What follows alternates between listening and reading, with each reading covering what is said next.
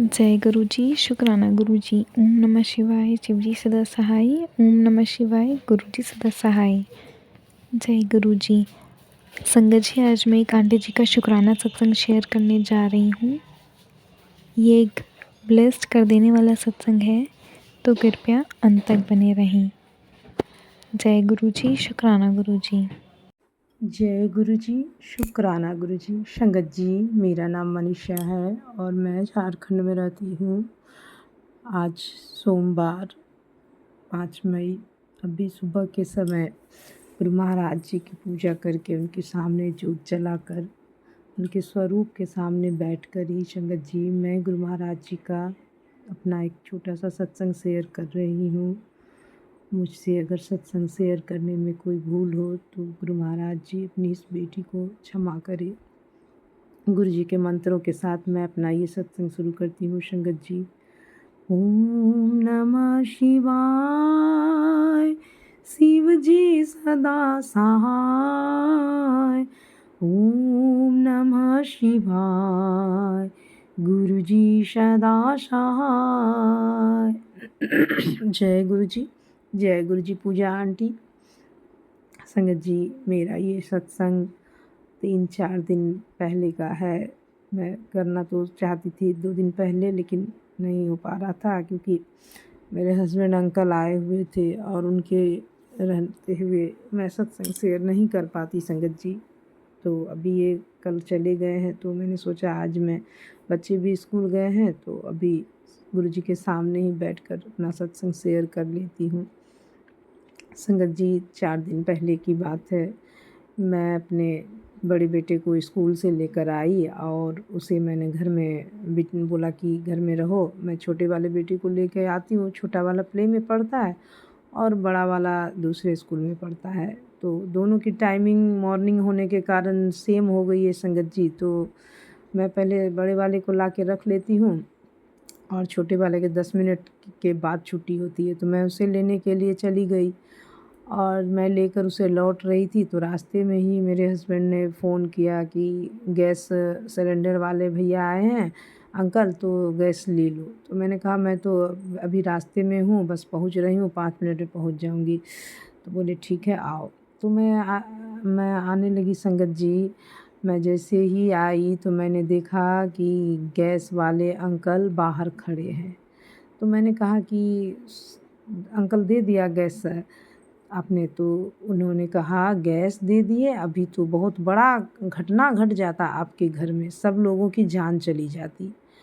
ये सुनकर संगत जी मेरे तो होश ही उड़ गए। मैं उनसे बोली कि ऐसा क्या हुआ अंकल, क्या? तो बोलते हैं कि देखिए अभी हम बहुत भयानक गिरे हैं आपके यहाँ पे। ऊपर जा रहे थे सिलेंडर लेके, नीचे पानी पूरा गिरा हुआ था और स्लिप कर गए पूरा सिलेंडर भरा हुआ लेके। अभी सिलेंडर विस्फोट हो जाता और उसके बाद बहुत बड़ा घटना घट जाता। तो मुझे बहुत ये हुआ। मैंने कहा ऐसा तो यानी कि कभी भी नहीं हुआ, क्योंकि आज तो वो बहुत समय से सिलेंडर लेके आ रहे हैं और वो अंकल इतने अच्छे हैं ना संगत जी। वो हालांकि जल्दी कोई भी सिलेंडर वाले लेके, जो भी गैस वाले वेंडर आते वो ऊपर नहीं पहुंचाते, लेकिन ये अंकल मेरे हस्बैंड के रिक्वेस्ट पे भी कि कोई नहीं रहता है घर पे, ये अकेले है तो कैसे पहुंचाएगी, तो आप पहुंचा दीजिएगा। तो वो पहुंचा के गैस लगा के चेक करके सब कर देते थे संगत जी। तो इसलिए वो जा रहे थे, लेकिन अब मैं थी नहीं।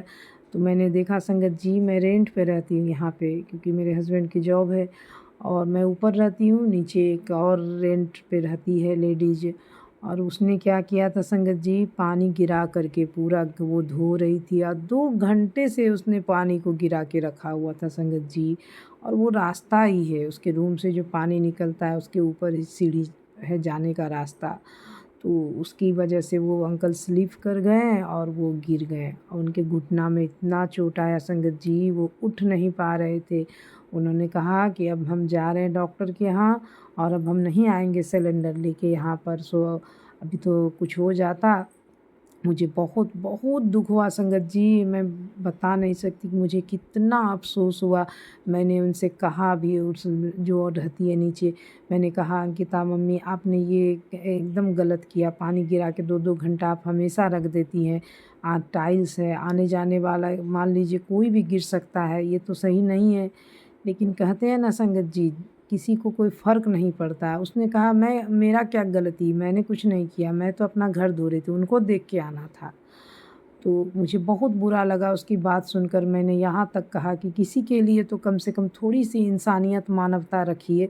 जब अपने बच्चों को चोट लगती है तो हमें कितनी तकलीफ़ होती है, तो वैसे ही वो भी तो इस उम्र में वो गैस पहुँचा रहे हैं, ला रहे हैं, उन्हें ज़रूरत है तब तो। अगर किसी तरह का बात हो जाएगा, पैर टूट गया या घुटना में कोई प्रॉब्लम हो गया, तो कितनी बड़ी बात हो जाएगी बताइए।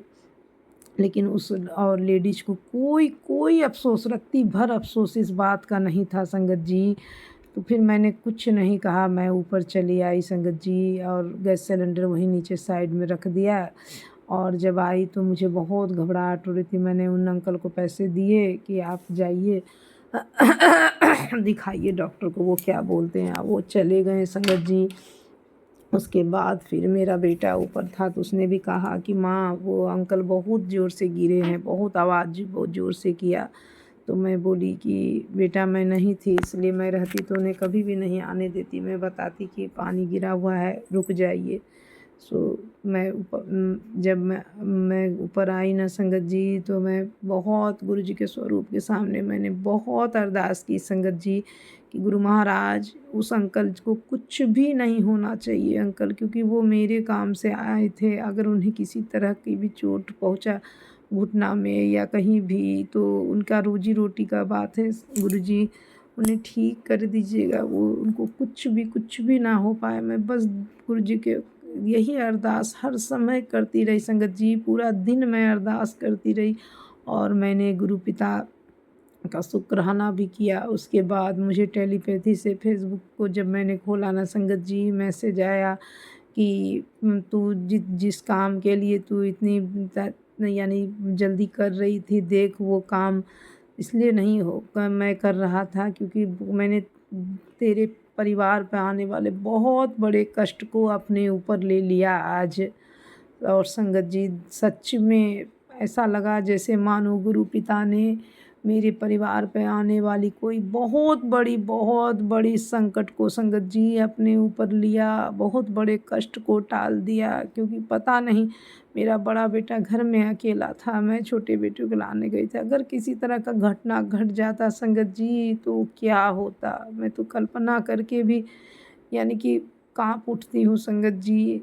तो मैंने उस अंकल से कहा भी, गैस वाले अंकल से, कि नहीं अंकल अब मैं खुद आपको नहीं कहूँगी ऊपर पहुँचाने, आप गैस लेके आना, मुझे आवाज़ देना, मैं नीचे से आके नीचे ही रखवा लूँगी, बाद में किसी से रखवा लूँगी ऊपर। तो देखिए संगत जी, गुरु पिता हमारे हम सारे सत्संग सुनवा के हमारे सारे बड़े से बड़े कष्ट को कैसे काट देते हैं। हमारे ऊपर आने वाली हर बला, हर मुसीबत को अपने ऊपर ले लेते हैं गुरु महाराज जी, और अपने संगत परिवार की ऐसे रक्षा करते हैं संगत जी। तो इसके लिए मैं अपने परम पिता गुरु महाराज जी का जितना शुक्राना करूं, जितना वो कम है संगत जी। और गुरु पिता से मैं बस यही अरदास करती हूँ, आप हमेशा अपनी बेटी, अपने संगत परिवार पर अपनी मेहर, अपनी ब्लेसिंग ऐसे ही बनाए रखिएगा परम पिता। हमारे घर परिवार की जो भी रोग कष्ट तकलीफ नज़र अला बला जो है सब दूर कीजिए परम पिता, सब दूर कीजिए। और पूजा आंटी, उनके परिवार पर भी आप अपनी मेहर ब्लेसिंग बनाए रखिएगा, क्योंकि वो बहुत नेक काम करती है गुरुजी। वो हमारे सत्संग को शेयर करती है सारे संगत परिवार तक, तभी तो हम एक दूसरे के सत्संग को सुनते हैं। और जो भी हमारे जीवन में आने वाली घटनाएं होती है, जो भी कष्ट तकलीफ होती है, वो सब गुरु महाराज जी सत्संग सुनवा करके ही कटवा देते हैं। और गुरु जी कहते भी हैं, जो संगत सत्संग बोलती है उसके मुख से निकले हुए सारी वाणी मेरे मुख मेरी वाणी होती है बोली हुई।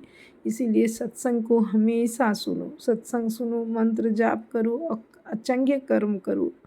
तो मैं भी गुरु जी के इसी बातों को फॉलो करती हूँ संगत जी। और बहुत सारी हम इंसान हैं, जाने अनजाने हमसे बहुत सारी गलतियाँ होती है संगत जी, जो हम नहीं जानते, और बाद में हमें अफसोस भी होता है कि हमसे ये गलती क्यों हुई।